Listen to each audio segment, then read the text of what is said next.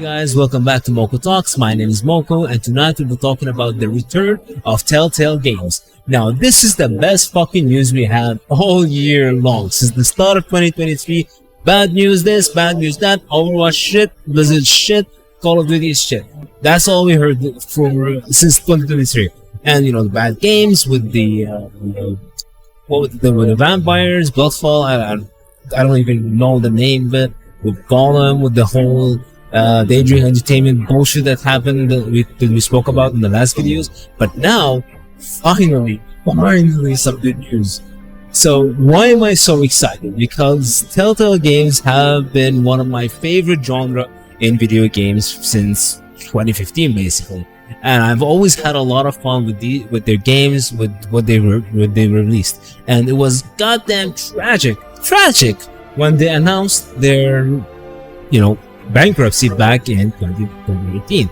So it was like a very shocking news to us all, and it was all over Twitter back in the day. It was before this channel was made, so there's no video about it. Anyway, since this was a well-known company that produced and developed a lot of famous games, very loved games such as Max and Sam, The Walking Dead, Wolf Among Us, Tales from the Borderlands, and many more. And the closure was very messy and fucked up the way Telltale Games did it.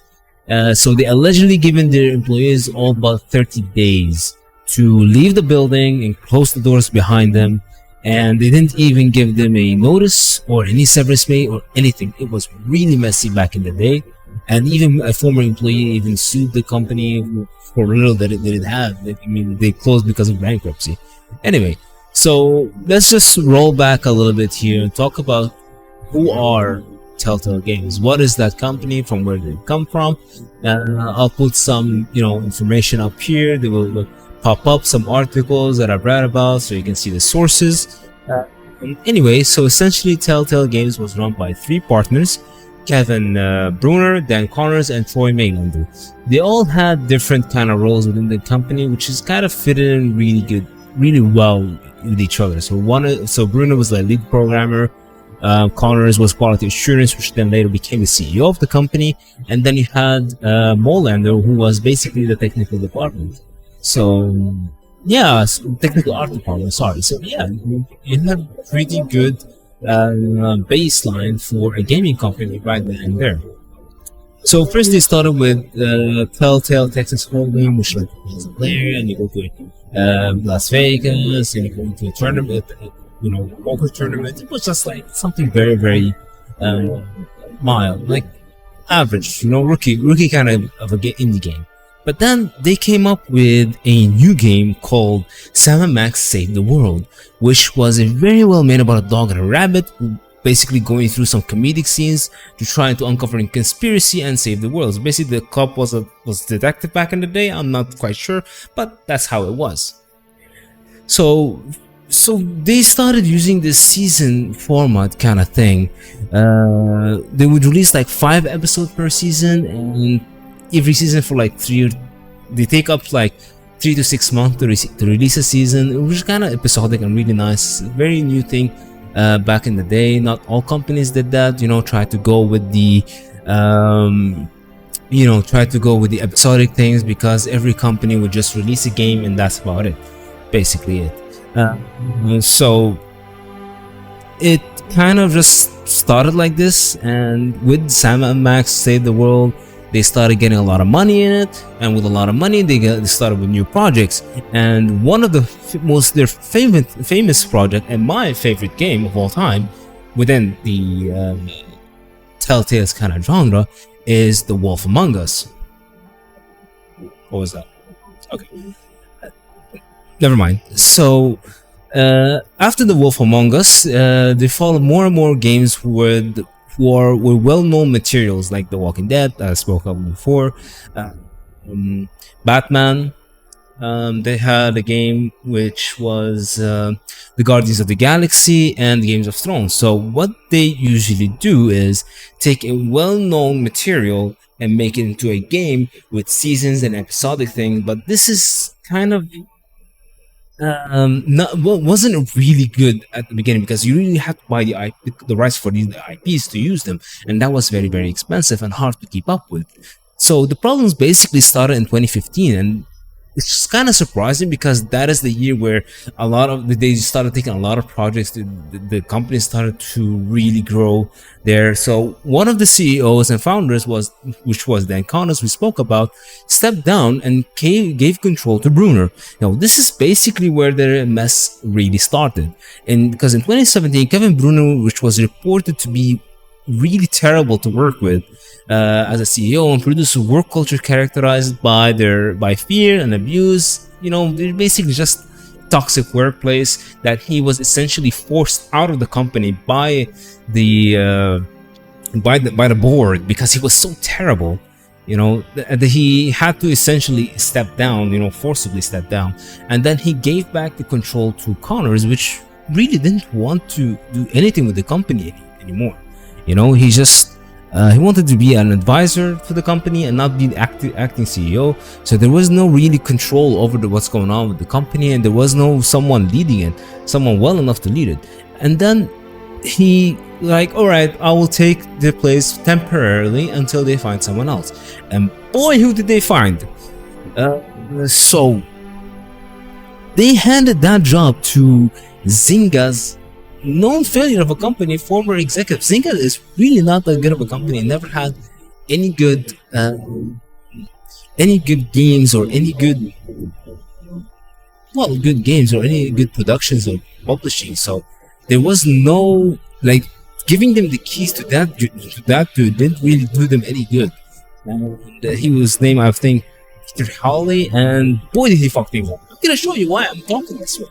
So basically what this guy did, like the first decision as a CEO was to cut 90 jobs, 25% of the company workforce, while it was still maintaining a lot of jobs. You know, the Tales of Borderlands, The Walking Dead, Game of Thrones. They had so many things working on, and this dude just like, yeah, you're out. Nope, no more workforce. No thank you. And everybody hated that. So, but we gamers did not notice. So, everyone was unaware what's going on behind the scenes, and the gaming journals were no better, by the way, because they were only focused on their own agendas, not what's happening inside this company. So, no one had any sort of ideas what's going on. The only thing that was apparent was the quality of their games.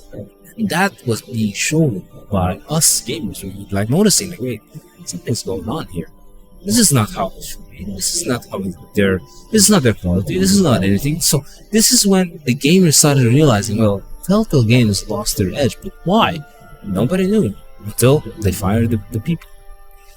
So after all said and done, like of all the problems that's been happening with the new CEO, even the old CEO Bruner decided to sue the company. He found. So that was like, I'm telling you, this company had so many bad leadership that it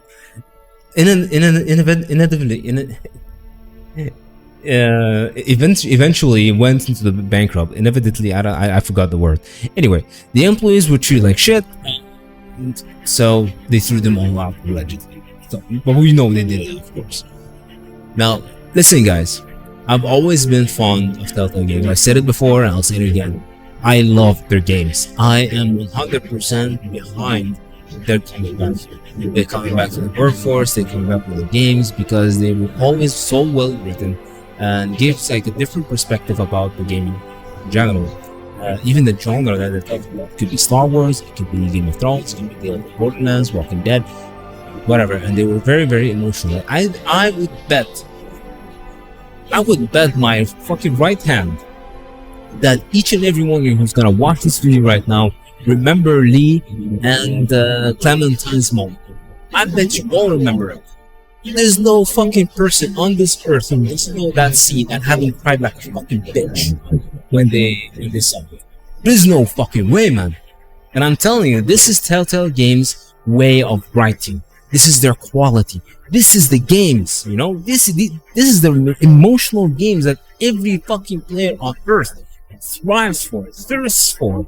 And I don't know if I'm gonna show it here because I don't want to spoil it for the new players there. There's no new players, we've all played that game.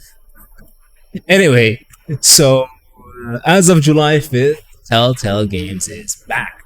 Their official account on Twitter had an announcement that they are back and they are ready working on releasing a new game on July 27th.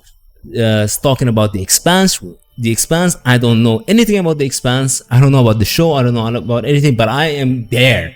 I'm playing the game and I'm gonna review it here on my channel. So stay tuned, guys. So what happened? Is it the same Telltale Games? Is it the same developers? Is it the same company? No, it's not the same game. It's not the same company.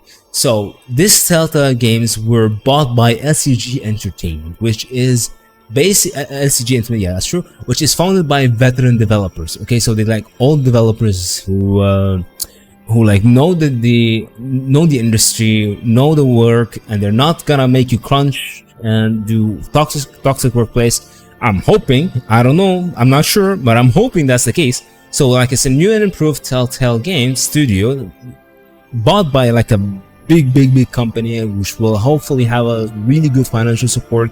Hopefully we as players, gamers, appreciate their new game, their quality, play it, help them. Hopefully it will be a good quality game.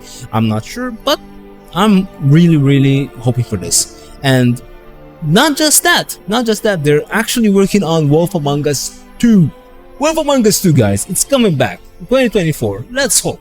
I'm just hoping here. I'm just happy. Like, I'm just happy, man. I'm happy.